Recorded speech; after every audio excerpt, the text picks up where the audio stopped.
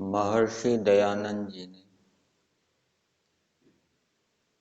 सच्चे शिव की खोज में घर का त्याग किया, ऐसा हम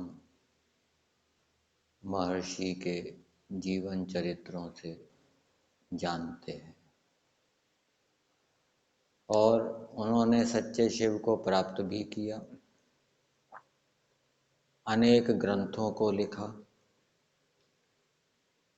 महर्षि दयानंद जी के ग्रंथों में वेदानुकूल ईश्वर का यथार्थ स्वरूप क्या है, उसको हम जानने का प्रयास करेंगे, जिससे कि हमारी जो ईश्वर भक्ति है वो महर्षि की ईश्वर भक्ति के तुल्य होती रहे।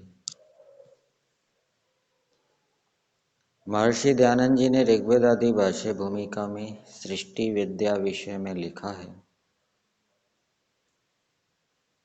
जिस परमेश्वर के अच्छे प्रकार रचने से यह नाना प्रकार का जगत जो दिखाई देता है उत्पन्न हुआ है, वही इस जगत का अच्छी प्रकार से पालन करके या इस जगत की अच्छी प्रकार से रक्षा करके प्रलय के समय में इसको अलग अलग करके नष्ट कर देता है। पुनः पुनः इस प्रकार से परमेश्वर के द्वारा सदा किया जाता है और वह परमेश्वर जगत का मालिक भी है। यह जगत ईश्वर की अपेक्षा से भी कुछ भी नहीं है, अर्थात परमेश्वर अनंत है। फिर महर्षि लिखते हैं, हे मित्र लोगों, जो मनुष्य उस परमेश्वर को अपनी बुद्धि से जानता है वही परमेश्वर को प्राप्त होता है। इसको इस रूप में समझना चाहिए कि जो परमेश्वर के गुण कर्म स्वभावों को जानेगा वही परमेश्वर के गुण कर्म स्वभावों को प्राप्त कर सकेगा, उनको धारण कर सकेगा। जो परमेश्वर को बुद्धि से नहीं जानता, अर्थात परमेश्वर के गुण कर्म स्वभावों को नहीं जानता, वो परमेश्वर को नहीं प्राप्त हो सकता, वो परमेश्वर के गुण कर्म स्वभावों को धारण नहीं कर सकता। और जो उसको नहीं जानता वही दुख में पड़ता है। जिसके गुण कर्म स्वभाव ईश्वर जैसे नहीं है वो दुख में पड़ा रहता है। जो आकाश के समान व्यापक है उसी ईश्वर में सब जगत निवास करता है, और जब प्रलय होता है तब भी सब जगत कारण रूप होकर ईश्वर के सामर्थ्य में रहता है और फिर भी उसी से उत्पन्न होता है। जिस परमेश्वर ने इस सारे जगत को अपने स्वरूप से व्याप्त किया हुआ है, जो जीवात्मा के अंदर भी व्याप्त होकर स्थित है, स्वरूप से व्याप्त किया हुआ है का अर्थ समझना चाहिए कि सर्वत्र परमेश्वर है और परमेश्वर के गुण कर्म स्वभाव भी सर्वत्र है, क्योंकि गुण कर्म द्रव्य के आश्रित रहते हैं। द्रव्य व्यापक है तो गुण और कर्म भी व्यापक होंगे। इसलिए कहा कि परमेश्वर ने इस जगत को अपने स्वरूप से व्याप्त किया हुआ है, जो जीवात्मा के अंदर भी व्याप्त होकर स्थित है। जिस पूर्ण परमेश्वर से पुरानी, जिससे नई, जिसके तुल्य और जिससे उत्तम कोई भी वस्तु नहीं है, जिससे सूक्ष्म, जिससे बड़ा कोई भी द्रव्य ना हुआ, ना है और ना होगा, जो निष्कंप सब पदार्थों की अस्थिरता को करता हुआ स्थिर है।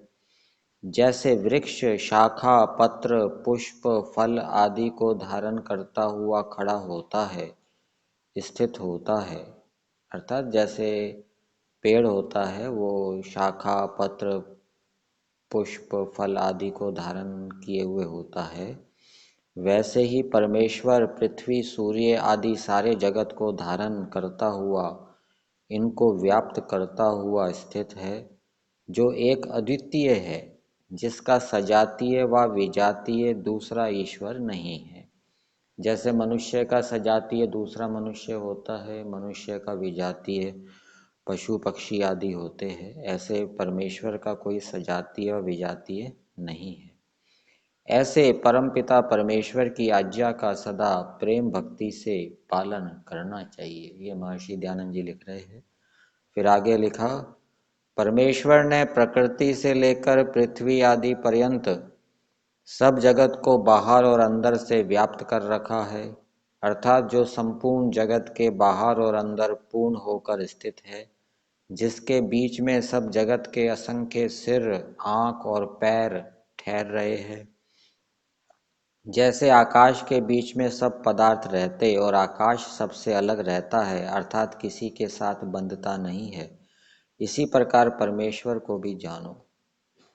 जो जगत उत्पन्न हुआ था, जो होगा और जो इस समय में है, इस तीन प्रकार के जगत को वही रचता है। उससे भिन्न कोई दूसरा जगत को रचने वाला नहीं है, क्योंकि वह सर्वशक्तिमान है। मोक्ष को देने वाला एक वही है। मोक्ष को देने में किसी अन्य का सामर्थ्य नहीं है। वह परमेश्वर पृथ्वी आदि जगत के साथ व्यापक होकर स्थित है और इससे अलग भी है, क्योंकि उसमें जन्म आदि व्यवहार नहीं है। जगत में तो जन्म आदि व्यवहार होता है, जगत पैदा होता है, स्थित होता है, फिर नष्ट हो जाता है। परमेश्वर ऐसा नहीं है, इसलिए परमेश्वर जगत में व्याप्त होते हुए भी उससे अलग है और अपने सामर्थ्य से सब जगत को उत्पन्न भी करता है और आप कभी जन्म नहीं लेता। उसका आदि कारण कोई भी नहीं है, किंतु वह इस सारे जगत का आदि निमित्त कारण है। जैसे कि आर्य समाज के पहले नियम में दिया है, सब सत्य विद्याएं और जो पदार्थ विद्या से जाने जाते हैं, उन सब का आदि मूल परमेश्वर है। तो परमेश्वर सब जगत का आदि मूल मतलब आदि निमित्त कारण है और प्रकृति इस सारे जगत की आदि उपादान कारण है, ऐसा समझना चाहिए। फिर आगे दिया, तीनों कालों में जितना संसार है वह सब परमात्मा की ही महिमा है। तो क्या परमात्मा की महिमा सीमित है? क्या यह संसार ही केवल परमात्मा की महिमा है? तो इसका उत्तर यह है कि इससे भी अधिक महिमा, अनंत महिमा परमात्मा की है, क्योंकि यह संपूर्ण जगत जो प्रकाशित हो रहा है वह परमात्मा के एक देश में बसता है और परमात्मा का प्रकाशात्मक अपना स्वरूप, जिसको मोक्ष भी कहते हैं, अनंत है। तो परमेश्वर की महिमा अनंत है, मतलब परमेश्वर का स्वरूप अनंत है, परमेश्वर के गुण कर्म स्वभाव अनंत है।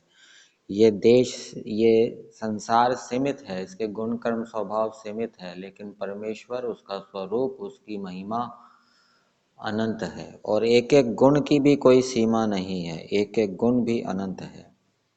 इस स्थूल जगत का जन्म और विनाश सदा होता रहता है और परमात्मा तो अविद्या, अंधकार, अज्ञान, जन्म, मरण, ज्वर आदि दुख से अलग और सदा प्रकाशमान है। यह नाना प्रकार का जगत उसी पुरुष के सामर्थ्य से उत्पन्न हुआ है। यह जगत दो प्रकार का है, एक चेतन जो कि भोजन आदि के लिए चेष्टा करता और जीव संयुक्त है, और दूसरा जड़ जो भोजन के लिए बना है, क्योंकि उसमें ज्ञान ही नहीं है और अपने आप चेष्टा भी नहीं कर सकता। कौन सा? जड़ जगत। परमात्मा का अनंत सामर्थ्य ही इस जगत के बनाने की सामग्री है कि जिससे यह सब जगत उत्पन्न होता है।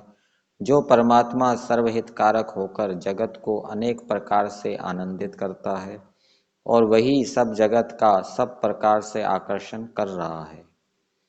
परमेश्वर से ही सब भोजन, वस्त्र, भूख को दूर करने वाले अन्न, घी, दूध, शहद, प्यास को शांत करने वाले जल आदि पदार्थों को सब मनुष्यों ने प्राप्त किया है, क्योंकि उसी परमेश्वर के सामर्थ्य से जगत में जितने पदार्थ विद्यमान हैं वे सब उत्पन्न हुए और उन्हीं से सबका जीवन भी होता है। इससे सब अनन्य चित्त से उस परमेश्वर की ही उपासना करें, उसको छोड़कर किसी दूसरे की उपासना ना करें। गांव और वन के सब पशुओं को भी परमेश्वर ने उत्पन्न किया है तथा सब पक्षियों को भी बनाया है, और भी सूक्ष्म देहधारी कीट पतंग आदि सब जीवों के देह उसी ने उत्पन्न किए हैं। परमेश्वर के सामर्थ्य से उत्तम गुण वाले घोड़े और बिजली आदि सब पदार्थ उत्पन्न हुए हैं। जिनके मुख में दोनों ओर दांत होते हैं, ऐसे ऊंट गधा आदि भी परमेश्वर से उत्पन्न हुए हैं। और परमेश्वर से ही मनुष्यों की माता के समान गाय जाति, पृथ्वी, किरण और इंद्रियां उत्पन्न हुई है। इसी प्रकार बकरी और भेड़ें भी उसी परमेश्वर से उत्पन्न हुई है। यह ब्रह्मांड जिसमें सब प्राणी वास करते हैं परमेश्वर से अलग, और परमेश्वर भी इस ब्रह्मांड रूपी शरीर को उत्पन्न करके धारण करता हुआ इससे सदा अलग रहता है। जो सब जगत को बनाकर उसमें पूर्ण हो रहा है, उस पूजने के योग्य परमेश्वर को जो मनुष्य हृदय रूप आकाश में अच्छी प्रकार से प्रेम भक्ति सत्य आचरण करके पूजन करता है, वही उत्तम मनुष्य है।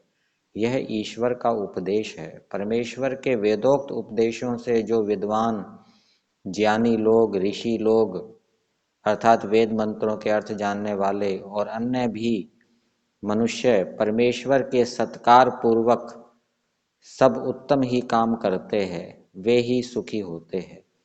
क्योंकि सब श्रेष्ठ कर्मों के करने के पूर्व अर्थात पहले ही उसका स्मरण और प्रार्थना अवश्य करनी चाहिए, और दुष्ट कर्म करना तो किसी को उचित ही नहीं। यह ईश्वर का मनुष्यों के लिए उपदेश है। फिर आगे महर्षि दयानंद जी लिखते हैं, परमेश्वर में चित्र विचित्र बहुत प्रकार का सामर्थ्य है। परमेश्वर के ज्ञान रूप सामर्थ्य से चंद्रमा, तेज रूप सामर्थ्य से सूर्य, अवकाश रूप सामर्थ्य से आकाश, वायु रूप सामर्थ्य से वायु, मुख्य ज्योति रूप सामर्थ्य से अग्नि, अत्यंत सूक्ष्म सामर्थ्य से अंतरिक्ष, सर्वोत्तम सामर्थ्य से सब लोकों का प्रकाश करने वाला सूर्य आदि लोक, पृथ्वी कारण में सामर्थ्य से पृथ्वी तथा श्रोत्र रूप सामर्थ्य से दिशाएं उत्पन्न हुई, तथा जल इंद्रियां सब लोकों तथा उनमें रहने वाले जड़ चेतन पदार्थों को भी अपने सामर्थ्य से उनके कारण से उत्पन्न किया है। परमेश्वर के विद्या आदि गुण और सत्य भाषण उपदेश आदि कर्मों को धारण करके मनुष्य ब्राह्मण बनते हैं। मनुष्य ब्राह्मण कैसे बनते हैं? लिखा है, परमेश्वर के विद्या आदि गुण और सत्य भाषण उपदेश आदि कर्मों को धारण करके मनुष्य ब्राह्मण बनते हैं। ईश्वर के बल वीर्य आदि गुणों को धारण करके मनुष्य क्षत्रिय बनते हैं। ईश्वर की कृषि व्यापार आदि से संबंधित विद्या को धारण करके मनुष्य वैश्य बनते हैं। तथा जो मनुष्य जड़ बुद्धि विद्या रहित तथा सेवा गुण से युक्त है, उसको शूद्र बनाने का आदेश परमेश्वर ने दिया है। विद्वानों को भी ईश्वर ने अपने अपने कर्मों के अनुसार उत्पन्न किया है, और वे ईश्वर के दिए पदार्थों का ग्रहण करके यज्ञों का विस्तार पूर्वक अनुष्ठान करते हैं। जितने ब्रह्मांड में लोक हैं, ईश्वर ने उन एक एक के ऊपर सात सात आवरण बनाए। एक समुद्र, दूसरा त्रसरेणु, तीसरा मेघमंडल का वायु, चौथा वृष्टि जल के ऊपर एक प्रकार का वायु, छठा अत्यंत सूक्ष्म वायु जिसको धनंजय कहते हैं, सातवां सूत्रात्मा वायु जो कि धनंजय से भी सूक्ष्म है। ये सात परिधियां कहती है। ये सात परिधियां प्रत्येक लोक के चारों ओर है। जो सबको देखने वाला पूज्य परमेश्वर है, उसको सृष्टि में विद्यमान असंख्य विद्वान लोग सुनकर और उसी के उपदेश से उसी के कर्म और गुणों का कथन प्रकाश और ध्यान करते हैं। उसको छोड़कर दूसरे को ईश्वर किसी विद्वान ने नहीं माना, और उसी के ध्यान में अपनी आत्माओं को दृढ़ बांधने से कल्याण विद्वान लोग जानते हैं। तो ये बातें महर्षि दयानंद जी ने ऋग्वेद आदि भाष्य भूमिका में ईश्वर के विषय में सृष्टि विद्या विषय जो अध्याय है उसमें लिखी है। ये बातें वेदानुकूल है।